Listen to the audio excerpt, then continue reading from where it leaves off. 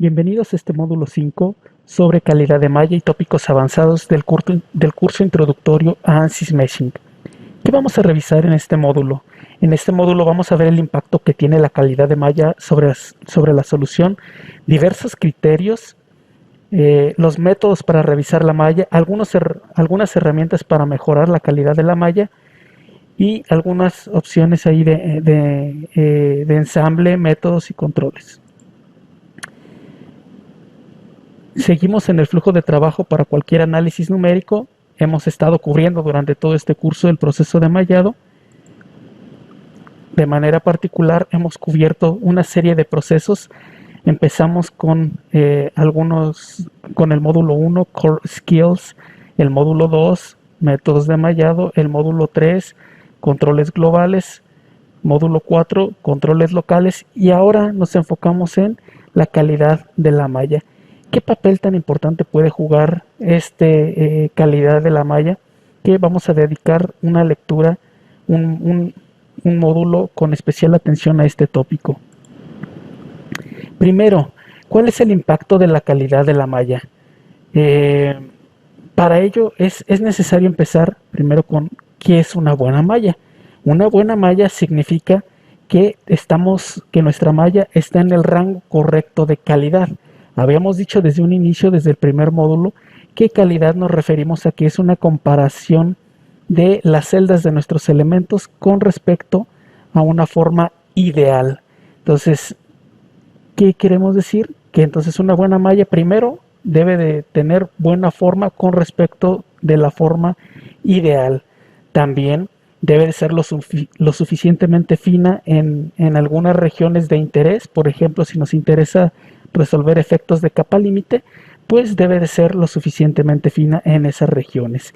Otro punto importante para poder considerar que una malla es buena es de que nuestra malla sea independiente de la malla, nuestros resultados sean independientes de la malla. Es decir, que si yo hago un refinamiento sobre mi malla, los resultados van a dejar de cambiar, que ya no van a estar cambiando, que ya no van a ser sensibles al nivel de refinamiento. Entonces, todos estos son puntos que identificamos como buena calidad de malla. ¿Qué pasa si tenemos mala calidad de malla? Primero, tenemos dificultades para converger, nos puede dar definitivamente malos resultados y podemos tener una solución difusa. Quizás este problema es el más peligroso. ¿Por qué? Porque cuando la solución diverge, es decir, no llegamos a una solución, pues simplemente vemos que no llegamos a ningún resultado, no podemos postprocesar nada. El problema es que aun cuando tenemos una mala calidad, el solver converge y nos lleva a una solución. ¿Qué puede pasar? De que nosotros podemos, si no tenemos cuidado, nos puede llevar a conclusiones erróneas. Eso es un problema porque quizás no llegamos a la solución correcta y estamos ahora sí que buscando mil y un motivos por el cual no llegamos a una solución correcta, cuando el problema estuvo desde el planteamiento de la malla. Entonces, la malla definitivamente juega un papel bien importante. ¿Qué debe de hacer el usuario? El usuario siempre debemos de estar checando la calidad de la malla. De hecho, si se han fijado prácticamente en todos los tutoriales que han realizado a lo largo de este curso, casi de manera obligatoria revisar siempre la calidad de la malla. Debemos de tener claro también la finalidad que perseguimos con esta malla. ¿Por qué? Porque dependiendo de esto será el nivel de refinamiento que tengamos que aplicar en ciertas regiones. Y posteriormente es necesario hacer un análisis paramétrico donde estemos evaluando la sensibilidad de la malla, es decir, ir haciendo refinamientos en nuestro análisis hasta verificar que los resultados sean independientes. Es la única manera en la cual podemos garantizar que estamos utilizando la cantidad idónea de celdas, ya que o podemos estar refinando de manera excesiva o inclusive nuestros resultados pudieran ser no precisos debido a una malla demasiado burda para el tipo de análisis o el objetivo que buscamos. Por otro lado, aquí hay un ejemplo de cuál es el impacto que pudiéramos tener. Notemos en esta región, es como una especie de bifurcación. Aquí pudiéramos pensar que eh, estamos resolviendo algo de transferencia de calor, y observen que aquí, debido a, a unas celdas bastante aplastadas, podemos llegar a resultados completamente irreales, es decir, que no tienen ningún sentido físico. Y notemos que hasta la distribución de colores, la distribución de nuestros resultados, carece de todo sentido. ¿Por qué? Porque prácticamente todo esto está en un mismo nivel, y aquí en algunas regiones se concentran los valores, están todos los gradientes. Sin embargo, si se corrige la malla, podemos ver cómo cambian de manera considerable los resultados.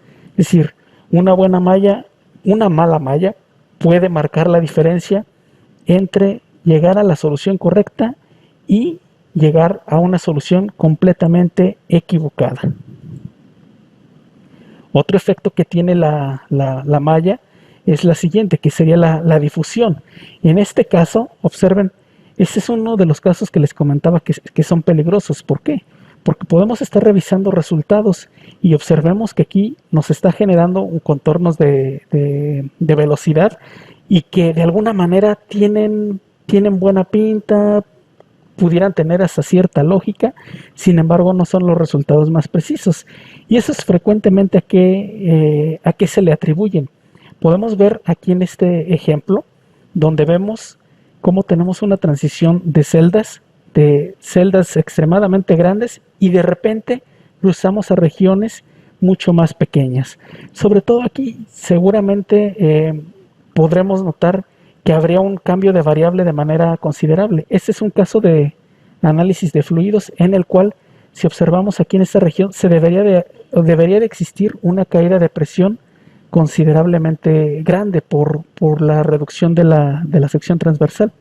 Por lo tanto, el tener ese tipo de cambios, de transiciones de una celda grande a una pequeña, nos puede provocar problemas en la precisión de los resultados. En este caso, podemos ver cómo la transición es mucho más suave, y por ende también los resultados tienden a cambiar. Tienen una misma tendencia en los contornos, sin embargo hasta podemos ver una difusión. Eso es lo que vemos, que en el centro hay una velocidad, o la velocidad tiende a ser máxima, mientras que aquí efectivamente la velocidad es máxima, pero se da de manera concentrada en un punto, cuando deberíamos de quizás obtener un perfil más uniforme. Aquí está lo que les comentaba, algo de hacer análisis de sensibilidad de malla. En este caso se está haciendo un análisis de sensibilidad de malla para casos de dinámica de fluidos. Sin embargo, este mismo estudio pudiéramos hacerlo o llevarlo a cabo para un análisis estructural. ¿De qué depende o qué es lo que estaríamos buscando? Por ejemplo, aquí nos muestra un caso en el cual se parte de 500 celdas y se postprocesa. Aquí estamos hablando de diferentes puntos de diseño. Tenemos el punto de diseño 0 con 500, 3000, 24000, 190,000 y 1.5 millones, es decir, tenemos 5 puntos de diseño, donde la variable, aquí pudiéramos hablar de una presión, una caída de presión sobre o en función de la cantidad de celdas utilizadas. Notemos que con 500 celdas en comparación con 3000 hay un cambio considerable de presión. Después, al seguirse aumentando, sigue existiendo ese cambio. Del 2 al 3 podemos ver que sí hubo un cambio, pero ya menor, y del 3 al 4 podemos ver que hay un cambio apenas del 2%. Sin embargo, hubo un incremento de celdas de hasta 8 veces. Entonces esto es importante, porque probablemente si nosotros hiciéramos ese refinamiento otras 8 veces, es decir, pensando quizás en algo así como 10 millones de celdas, y vamos a estar llegando prácticamente al mismo resultado. ¿Será esta una buena decisión, aumentarlo hasta 10 millones? Por la tendencia que llevamos, todo pareciera indicar que no, que ya no es necesario seguir haciendo refinamiento. Inclusive hasta ese punto de 190,000 celdas pudiéramos tener ya resultados bastante aproximados, una buena tendencia. Esta es la manera en la cual podemos hacer ese análisis de sensibilidad de malla. Ir haciendo refinamientos e ir monitoreando la variable de interés hasta verificar que los cambios son prácticamente pues despreciables. Bien, aquí un ejemplo de cómo ir haciendo esos análisis de independencia de la malla. Aquí hay algo que debemos de tener en cuenta. Frecuentemente buscamos hacer refinamientos, pero mi recomendación no sería que hiciéramos ese refinamiento de igual manera. De hecho, habría que concentrarnos en esas zonas críticas y de nuestra variable de interés. Aquí solamente por ejemplificar, podemos ver un contorno de presiones y podemos ver que en esta región es donde existen los mayores gradientes de presión. Por experiencia, pues deberíamos de identificar o deberíamos de ubicar algunas regiones que realmente nos interesan de la variable de nuestro interés y de alguna manera concentrar nuestros esfuerzos en esa región. Aquí podemos ver que se ha hecho un refinamiento perdón, de manera, pues, ahora sí que se han concentrado más elementos en esta región y que en esta zona se ha manejado una transición. De hecho, a lo largo de nuestro curso hemos visto cómo realizar reglas de crecimiento a través del bias, por ejemplo con los sizing, con el sweep. Todas esas herramientas nos permiten hacer esas reglas de crecimiento. Entonces sería conveniente manejar concentración de elementos en esa región de interés y conforme nos alejamos de ella podemos ir haciendo ese incremento de manera gradual. ¿Por qué en esa región convendría o vale la pena ir haciendo incremento en el tamaño? Puesto que, por ejemplo, para la caída de presión, básicamente en esa región se estaría dando de manera lineal, por lo tanto no habría mucho problema con ir haciendo esos incrementos en el tamaño de las celdas. Hexaedros contra tetraedros. A lo largo de este curso también hemos hablado de ciertas ventajas y bondades de los elementos hexaédricos contra tetraédricos. Hemos visto que en definitiva los elementos tetraédricos nos permiten trabajar de manera más óptima en cuanto a las transiciones. Sin embargo, que los hexaedros con menor cantidad de celdas nos permiten llegar prácticamente a un mismo resultado que con los tetraedros, y eso implica una ventaja. Sin embargo, cuando hablamos de mallar cerca de las paredes o en regiones de interés, frecuentemente se recomiendan también los elementos hexaédricos, y esto tiene el siguiente principio. Si estamos interesados en analizar efectos de capa límite en análisis de fluidos, notemos que aquí podemos tener, si metemos hexaedros o prismas, podemos hacer refinamientos y esas celdas se pueden ir aplastando, pero la ortogonalidad de esos elementos se sigue conservando. Si en esa región estuviéramos tetraedros a fin de tener más capas, tendríamos que ir aplastando los tetraedros y por ende esto está lejos de tener buena calidad, es decir, de tener ese ángulo ideal de 60 grados en el caso de los triángulos equiláteros. Sin embargo, en los prismas seguimos teniendo esa conservación de ortogonalidad. Por ello se recomienda hexaedros y prismas cerca de las paredes. Eso sería lo ideal. Aquí podemos ver un caso muy sencillo en el cual podemos ver cuál sería el cambio de tetraedros con hexaedros. Entonces, para análisis donde nos interesan refinamientos, sobre todo aquí como efectos de capa límite, definitivamente lo mejor es tener hexaedros o prismas. De hecho, la herramienta, el controlador local Inflation que hemos mencionado, pues lo que nos generan son elementos prismáticos y por ende es lo más recomendable en estas regiones. Bien. Ahora, una vez que hemos generado nuestra malla, pues es necesario estar revisando la calidad de malla en todos nuestras mallas, en nuestros análisis. Antes de pasar a la física de interés, ya sean análisis estructurales o análisis de CFD, es importante que nosotros revisemos siempre la malla antes de tratar de resolver. Y para ello hemos visto que en la sección de los controladores globales hay una sección de Quality, en la cual podemos estar mostrando diferentes criterios. Es importante mencionar que en la sección de Mesh y Quality podemos ver la distribución o un histograma donde nos evalúa la calidad de nuestra malla, pero esto lo va a hacer de manera global. Otra vez, independientemente del número de componentes, nos va a agrupar los buenos y los malos elementos. Pero si nos vamos a nivel de geometry, en cada uno de los componentes también podemos estar evaluando la calidad de malla, es decir, parte por parte, cuerpo por cuerpo, podemos ir revisando la calidad de malla, lo cual es en ciertas ocasiones es mucho más cómodo para identificar cuáles son esos valores mínimos por cada componente. Tenemos aquí algunos de los criterios más comunes. Uno de ellos es el orthogonal quality, el cual es básicamente un producto punto entre diferentes vectores. Por ejemplo, lo que hace el orthogonal quality es calcular el valor mínimo del vector A1 por F1, donde A1 es el vector normal de la cara del elemento, contra F1, donde F1 es un vector que va del centroide de la celda al centroide de la cara. Ese es el producto punto entre estos dos vectores dividido entre el producto de su magnitud.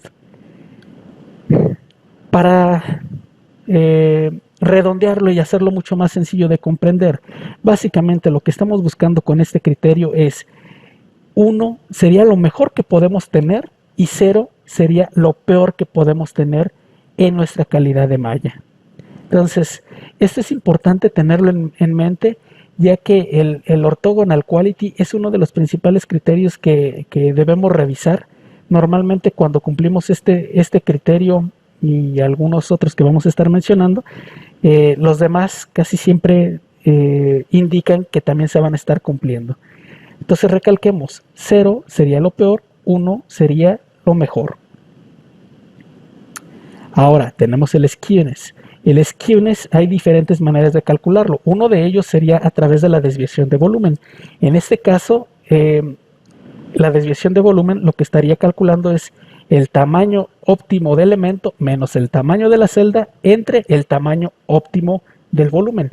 Noten que si el tamaño óptimo de la celda es 1 y menos el tamaño de la celda, y si el tamaño de la celda es muy similar a este término prácticamente se va a hacer 0. 0 entre cualquier valor nos va a estar dando prácticamente 0. ¿Qué quiere decir? Que este criterio, a diferencia del orthogonal quality, es al revés. 0 nos estaría dando el valor ideal y 1 sería lo peor. Entonces, de ahí la importancia que nosotros identifiquemos el criterio y cada uno cuáles son sus condiciones, ya que no todos los criterios tienen los mismos rangos de validez. Decíamos que en el anterior lo ideal era 1, en el orthogonal quality lo ideal era 1, 0 era lo peor. En el skewness es al revés, 0 sería lo mejor, 1 sería lo peor. Existe otra manera para calcular el skewness. A final de cuentas esta regla se sigue manejando de igual manera, pero esto lo hace a través de medición de ángulos. Tenemos el valor máximo del ángulo menos θ e, que es el ángulo, sería más bien un ángulo equiangular. Básicamente este valor va a depender dependiendo del tipo de elemento. Por ejemplo, sería 60 grados para los tetraedros, para los triángulos, y 90 grados para los cuadrados y hexaedros. Básicamente sería como ese ángulo ideal que les he estado mencionando a lo largo de estas presentaciones. Aquí hacemos una concentración de esos valores mínimos aceptables, porque hemos hablado de que 1 es el ideal para el orthogonal quality, 0 es el ideal para el skewness, pero es prácticamente imposible tener nuestras mallas en valores de 1 o completamente de 0 en el caso del skewness, a menos de que estemos hablando de que nuestra figura geométrica sea un cubo. De lo contrario es muy complicado alcanzar estos valores. Entonces, ¿cuáles son ese rango de valores aceptables? Veamos el siguiente mapa de colores y escalas. El skewness nos habla de que eh, es aceptable desde 0.80 hasta 0.94, es decir, ese ya es el límite, 0.94. Lo ideal es de que estuviéramos en un 0.85, un 0.9, sería eso lo ideal. Es decir, que ese fuera nuestro valor mínimo. ¿Por qué? Porque ya arriba de 0.94, es decir, 0.95 a 0.97, ya nos indica que tenemos una calidad mala y que de 0.98 a 1 los valores son inaceptables. Pudiéramos aquí hacer la pregunta, bueno, ¿y por qué dices que esos valores ya son malos o que son inaceptables? ¿De dónde salen o por qué? ¿O por qué se hace esta afirmación de que ya se considera una mala calidad? ¿Dónde están esos cálculos que lo avalen?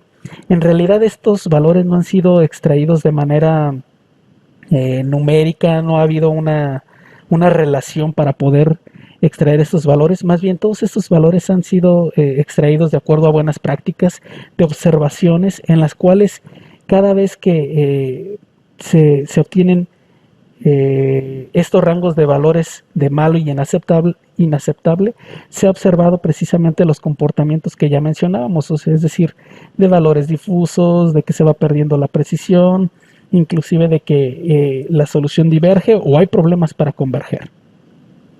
En el caso del orthogonal quality, pues ahora vemos que los valores aceptables empiezan a partir de 0.15 hacia arriba, de 0.14 hacia abajo, se consideran como de mala calidad. Insisto, cada criterio tiene su propio rango de aceptabilidad, entonces es importante tener esto en cuenta. De hecho, estos son los dos criterios más comunes, recomendado que siempre revisarlos bajo estos criterios. Tenemos algunos otros criterios, por ejemplo la relación de aspecto, en donde la relación de aspecto básicamente nos estaría evaluando lo que sería la longitud de la celda entre la altura. En el caso de los triángulos, pensando en un 2D, un triángulo, básicamente la relación entre el círculo circunscrito y el círculo inscrito, a fin de obtener esa relación nuevamente. Este criterio de la relación de aspecto es bastante tramposo, quisquilloso. ¿Por qué? Porque inclusive podemos tener relaciones de aspecto bastante altas y serían válidos, no pudiéramos juzgar de que sería una malla de mala calidad, puesto que en análisis de fluidos frecuentemente se utilizan celdas con altas relaciones de aspecto para capturar efectos de capa límite.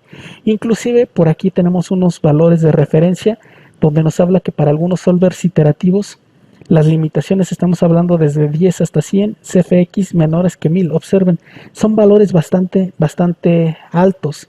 Entonces, una relación de aspecto muy alta no necesariamente significa que esté mal. Todo va a depender a que no haya fuertes gradientes en dirección, digamos, en esa dirección, ¿sí?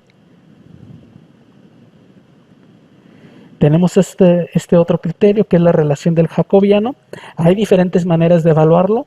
Notemos que aquí básicamente lo ideal es que estuvieran cerca de 1, pero ni se valen valores tan altos o mucho mayores que 1, ni menores que 1. Ambas pudieran guiarnos a un error. Simplemente, pues no, ni siquiera cuando llegamos a valores negativos para el jacobiano, simplemente la solución no sería posible. ¿Y esto qué implica? Pues porque las celdas, los elementos estarían completamente invertidos, son elementos negativos.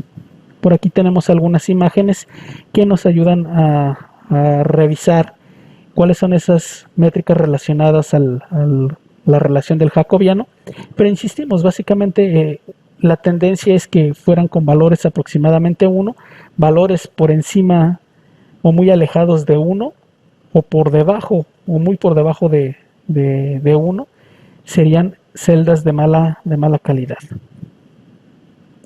Bueno, por aquí nos menciona algo acerca de la longitud de escala. Esto sobre todo para lo que son los análisis explícitos, ya que dependiendo de la longitud de escala de esas celdas, será necesario también para calcular pasos de tiempo para los análisis explícitos. De hecho, más adelante en esta misma lectura se estará abordando o se estará platicando más a detalle de estas características de los análisis explícitos.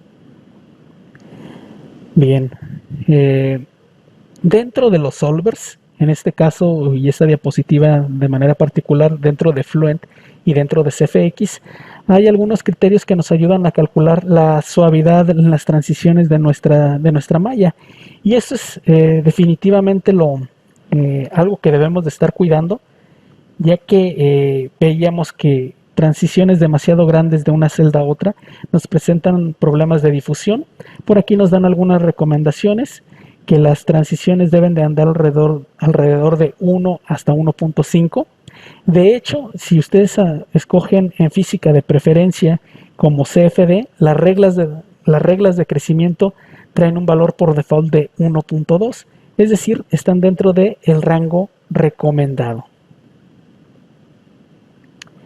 También en CFX, una vez que se esté ejecutando la solución, en su ventana de reportes nos estará enviando una pantalla de este tipo, donde nos estará haciendo saber si el tipo de celdas, la malla como tal, es buena, es aceptable, o si es cuestionable. Entonces todo esto es hasta que estamos mandando a resolver. Sin embargo, yo les comentaría lo siguiente: nunca esperemos a que el solver nos diga si nuestra malla está bien o está mal. Casi siempre, o más bien siempre, cuando estemos generando nuestra malla, démonos la tarea de revisar la calidad de malla que nos está arrojando. Es súper recomendable de que siempre revisemos la calidad antes de entrar al solver, ya que esto siempre refleja es una pérdida de tiempo. Si nos lanzamos sin la precaución de revisar la calidad de malla, es probable que estemos configurando nuestro análisis, que gastemos el tiempo en la configuración y que a final de cuentas lo que estemos haciendo no nos sirva para nada y tengamos que regresar a la etapa de mallado a concluir y hacerlo de manera correcta. Entonces, definitivamente esto háganlo, revisen primero la calidad de malla dentro de ANSYS Meshing, para que cuando estemos ya en el solver o en la etapa del solver tengamos la seguridad de que vamos a tener una buena malla y que no tengamos tanto que estarnos preocupando ya está en el solver de este tipo de cuestiones. Aquí nuevamente Fluent como tal trae algunos botones que nos permiten revisar la calidad de malla y revisar que no haya elementos negativos. Por ejemplo, este botón de check nos permite para evaluar que no haya elementos negativos, y el report quality nos evalúa lo que es el orthogonal quality. Ahora, existen factores que nos pueden afectar la calidad: problemas de la geometría, algunos parámetros de mallado, y inclusive los métodos de mallado también nos pueden afectar la calidad. Yo creo que esta es una de las diapositivas para este módulo 5 que tienen mayor peso, porque a final de cuentas generamos nuestra malla y de repente encontramos mala calidad, y la pregunta es, bueno, ¿y ahora qué hago? Primero, lo que debemos de hacer es identificar qué es lo que nos está provocando esa mala calidad. Muchas veces son problemas de geometría, es decir, la geometría no ha sido limpiada de manera correcta. ¿Por qué? Porque tiene algunas líneas impresas, algunos bordes seccionados, tienen algunas caras muy pequeñas, y todo esto es un problema. ¿Por qué? Porque el software trata de meter celdas en esas regiones pequeñas, pero por los tamaños que tenemos simplemente no caben y terminan siendo aplastadas. Entonces, ¿qué es lo que se recomienda? Limpiar nuevamente la geometría, ya sea en SpaceClaim, en su editor de geometrías que mejor les convenga, o utilizar un Virtual Topology o un Pinch que ya revisamos en las lecturas serían los controladores locales. La otra opción es en los mismos parámetros de mallado, frecuentemente tenemos celdas muy grandes y por lo tanto también el tamaño de la celda juega un papel para la definición de la calidad de la malla. Es decir, si yo pongo una celda demasiado grande en entidades que son muy pequeñas, simplemente no van a caber y por lo tanto con la finalidad de introducirlas en nuestro volumen, el software las va a aplastar, terminando esto en mala calidad. Por lo tanto, cuando encontremos también detalles de calidad de nuestra geometría, probablemente es que las celdas son demasiado grandes y necesitemos hacer refinamientos locales en esa región para mejorar su calidad. Ahora bien, hay otras opciones, por ejemplo, los métodos de mallado. Los métodos de mallado, sabemos que en el caso de las mallas hexaédricas, pues tienen sus ventajas. Sin embargo, también tienen más restricciones para las transiciones, para geometrías complicadas. Si es el caso de una malla hexaédrica y en una transición, en alguna figura geométrica compleja, estamos tratando de meter hexaedros, probablemente eso sea la causa de que por querer meter hexaedros en una región sumamente compleja, simplemente la calidad se está yendo por los suelos.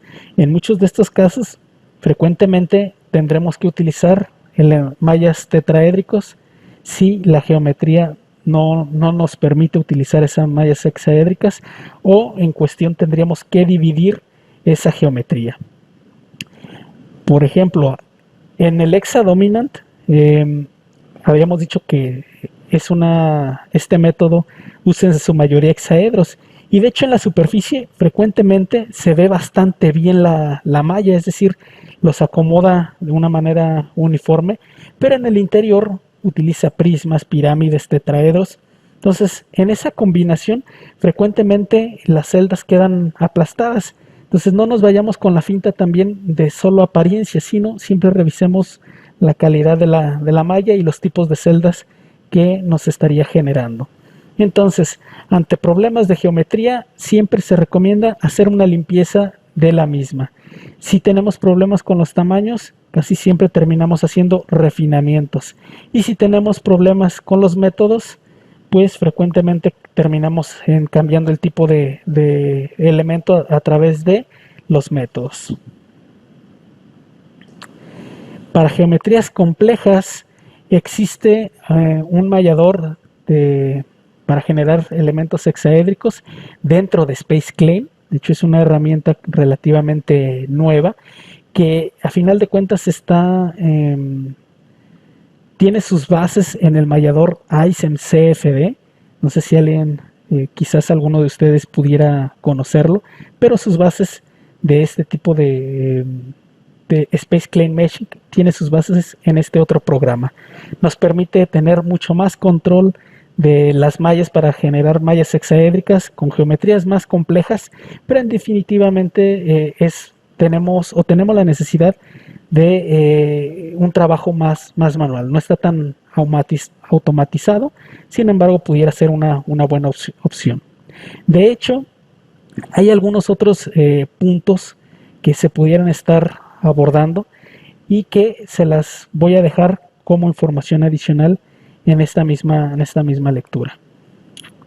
Bueno, de hecho, como apéndices van a aparecer algunos controladores avanzados y para mejorar la calidad de malla, algunas opciones.